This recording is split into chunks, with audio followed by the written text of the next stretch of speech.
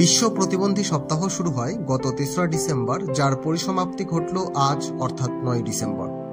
এবছরের থিম ছিল একটি অন্তর্ভুক্তিমূলক এবং টেকসই ভবিষ্যতের জন্য বিশেষ চাহিদা সম্পন্ন ব্যক্তিদের নেতৃত্বকে প্রসারিত করা।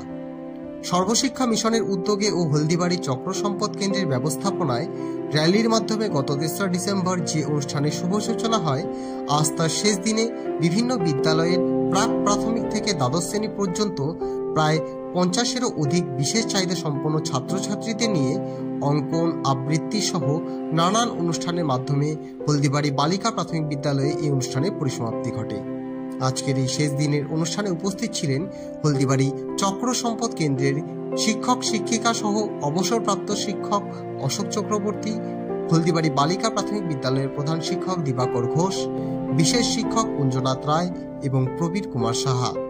গত এই ৭ দিন ধরে বিভিন্ন ধরনের কর্মসূচিকে সফল করার জন্য সমস্ত বিদ্যালয়ের শিক্ষক শিক্ষিকাদের সহযোগিতার পাশাপাশি এই দুই বিশেষ শিক্ষকের তথা কুঞ্জনাথ রায় ও প্রবীর কুমার সাহার অবদানের কথা উঠে আসে অবসরপ্রাপ্ত শিক্ষক অশোক চক্রবর্তীর কথায়।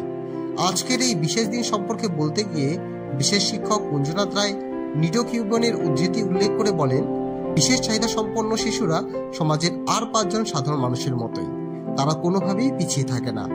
আপনার বর্তমান পরিস্থিতি আপনি কোথায় যেতে পারেন তা নির্ণয় করে না, তা কেবল নির্ধারণ করে যে আপনি কি পরিস্থিতি থেকে কোথায় শুরু করবেন। যার দৃষ্টান্ত হিসাবে তিনি হলদিবাড়ি চক্র সম্পদ কেন্দ্রের বিশেষ চাহিদা সম্পন্ন ছাত্র কুপন রায়ের কথা তুলে ধরেন, যে বর্তমানে MBBS পাঠরত। আপনারা দেখছেন নর্থ বেঙ্গল সমাচার, উত্তরের বার্তা, সত্যের পথে।